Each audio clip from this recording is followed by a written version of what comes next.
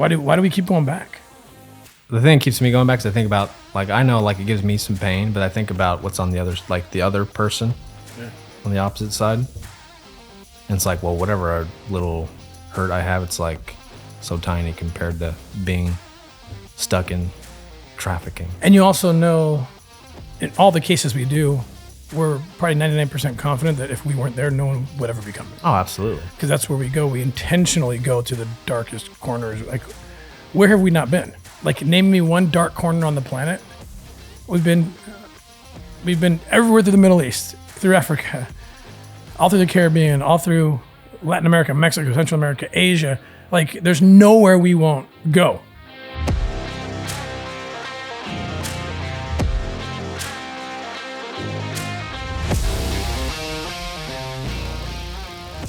Hey guys, Tim Ballard here. This is In the Trenches.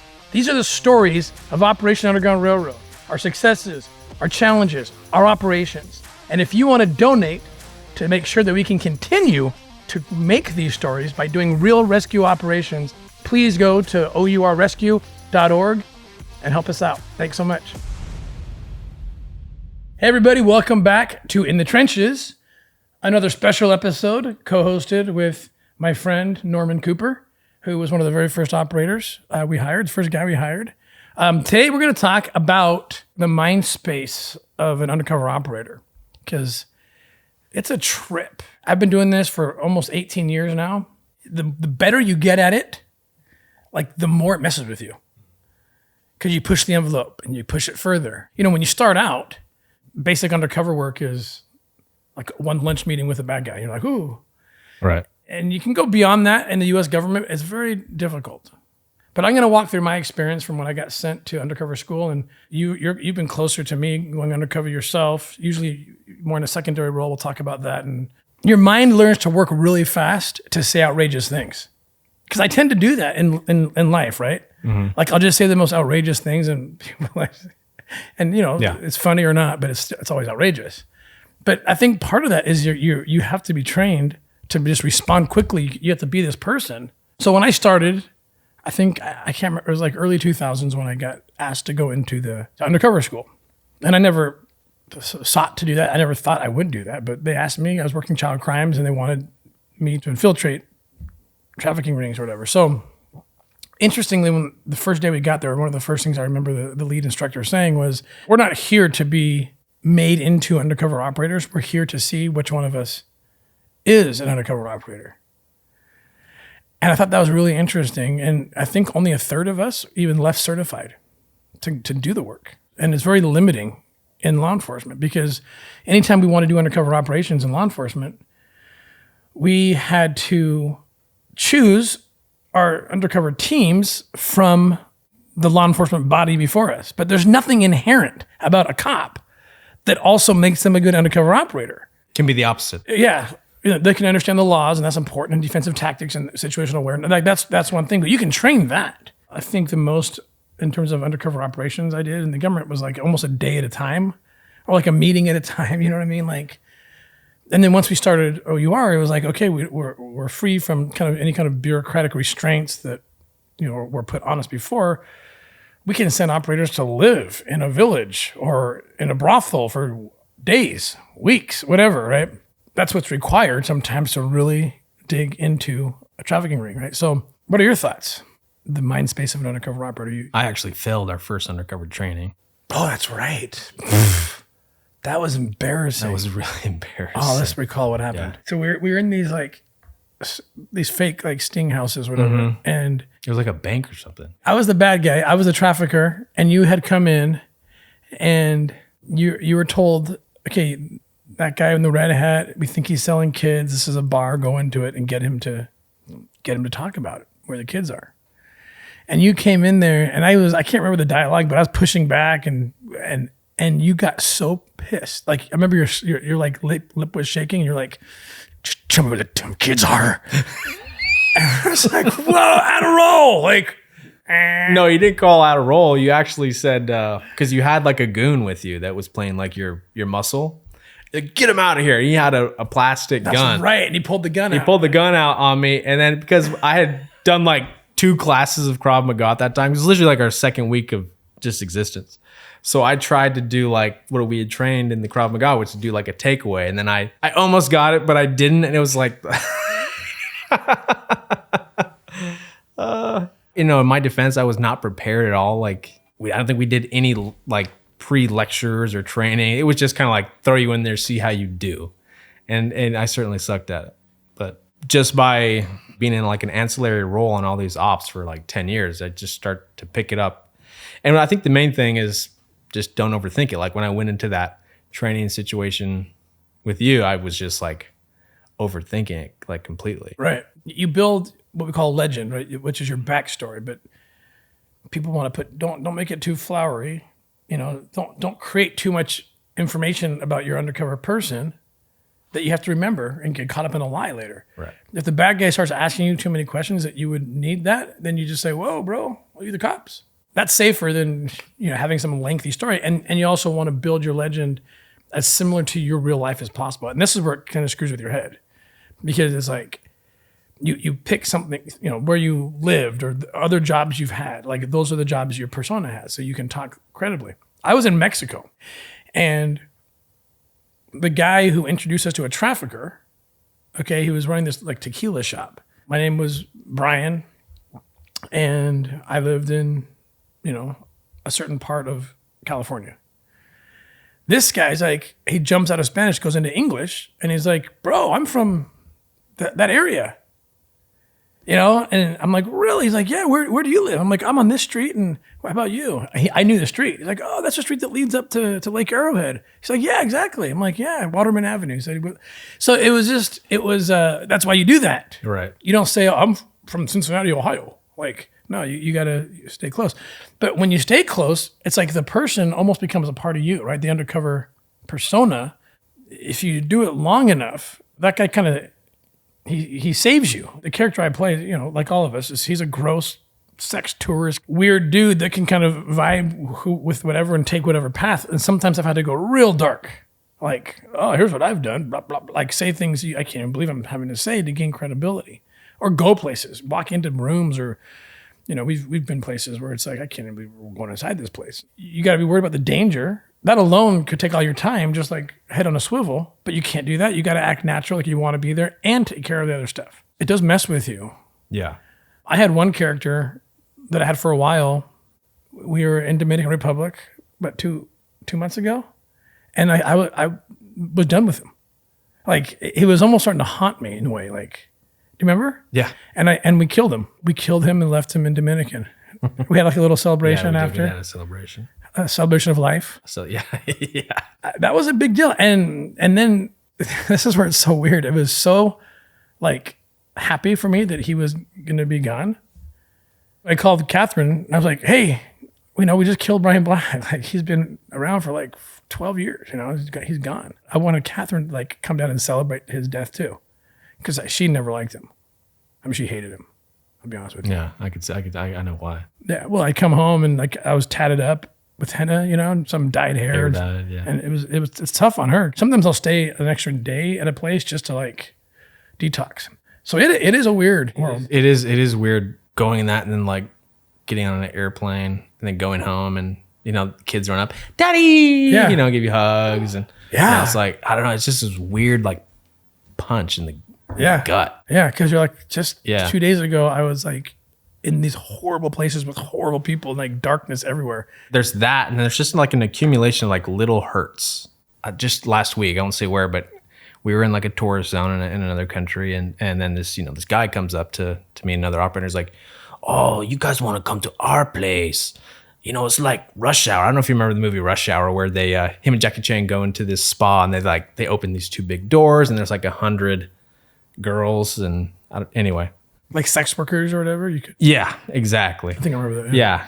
Anyway, so we're like, oh, okay. Well, like me and the other operator look at each other and we're like, this seems interesting. Let's check this out. So we follow him and we go up these stairs and it's like this dark, damp, dirty room. And then sure enough, he's like, and then like from the stairs, like 30 girls come out. What? And these were, as far as I can tell, adults, 20s or so. I don't know their stories, if it's voluntary, involuntary. And even if it is voluntary, like you just like see like pain in their face and you have to act like you kind of like you're interested in it, you know, to the guys that are watching you look at their products, which in itself is just like screws with your mind to think of them as products.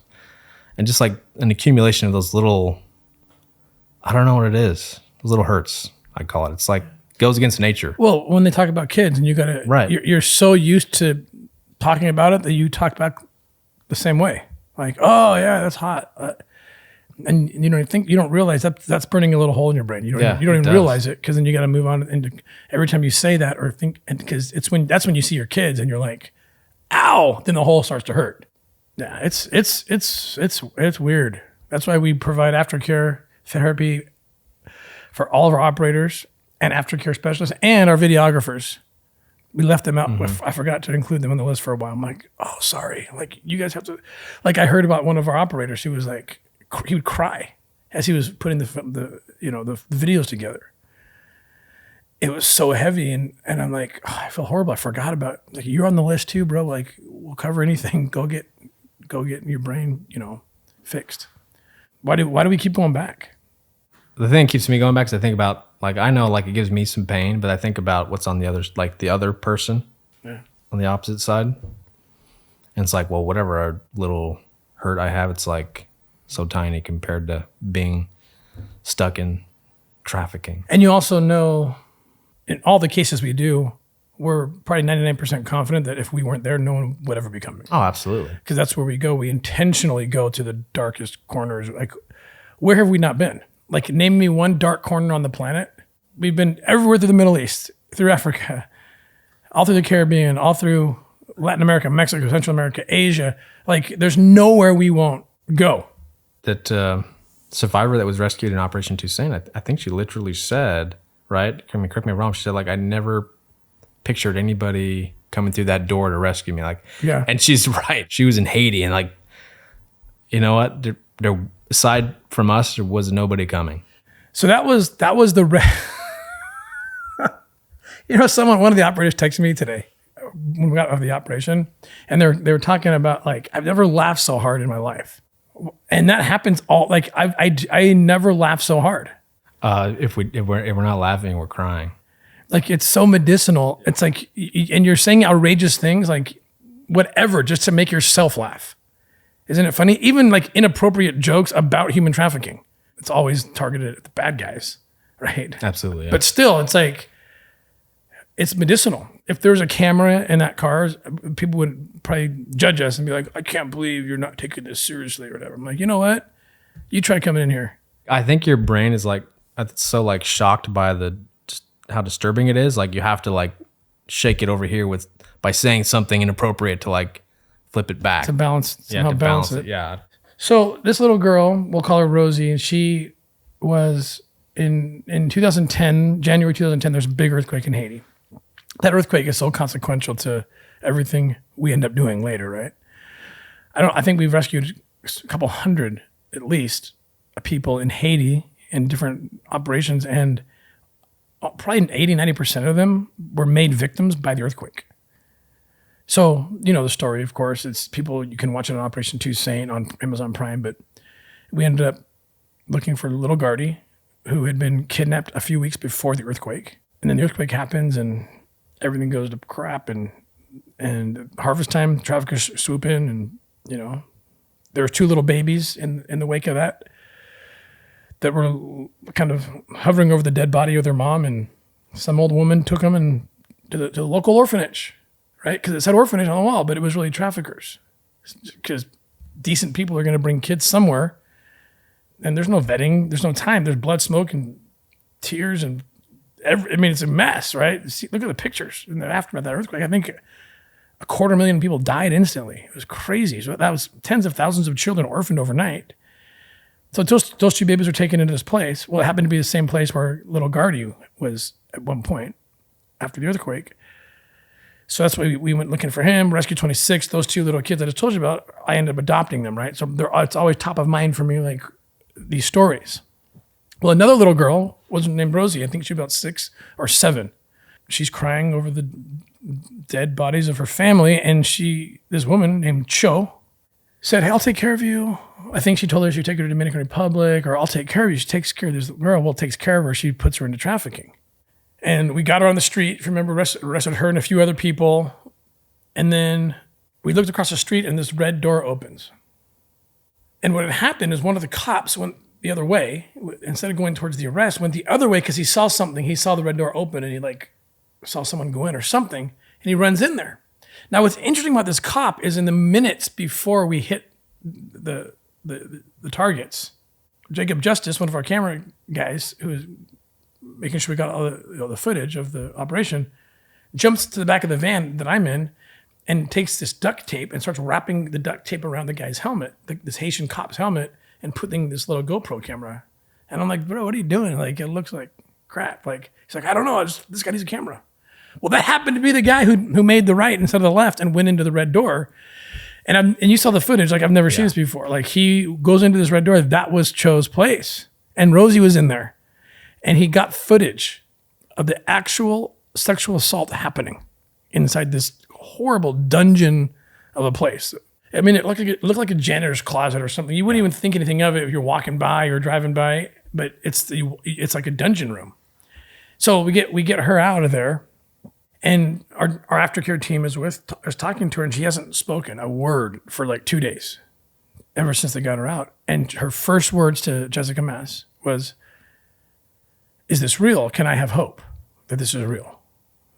And she said, of course, this really is real, and this is over. You never have to go back there again. And then she starts telling her story, how she was taken after the earthquake. And she said, how interesting, she's like, I know the day in 2010 that I was taken. And it was January 11th, 2010, which was the day after the earthquake, I think. She's like, and here I got rescued on January 11th, 2018. And she saw God's hand in that. And then what we realized as we're talking to her is, why would anyone like her have hope? Because she knew a few things about her situation. She'd been there since she was 6 or 7. She was being held captive in one of the most obscure countries in the world, Haiti. But worse than that, she was being held captive in one of the darkest, most remote, hidden corners of that most remote country in the world. Who's coming to the red door? Who's ever going to come to that red door? If you were locked in there, you wouldn't think anyone was coming. You're done. So when that door opened and the cops came in and she got out, her brain couldn't even process it for 2 days.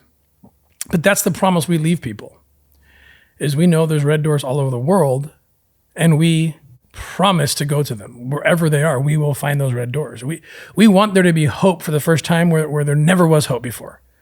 It's possible now. It's possible now that every kid behind every red door can be rescued. And that is our promise to our supporters. It's our promise to our viewers. As long as you support us with the light, the resources, the prayers, we promise to take that light into those dark places, and we'll go anywhere to do it. So thank you for supporting us. And that concludes this episode of In the Trenches.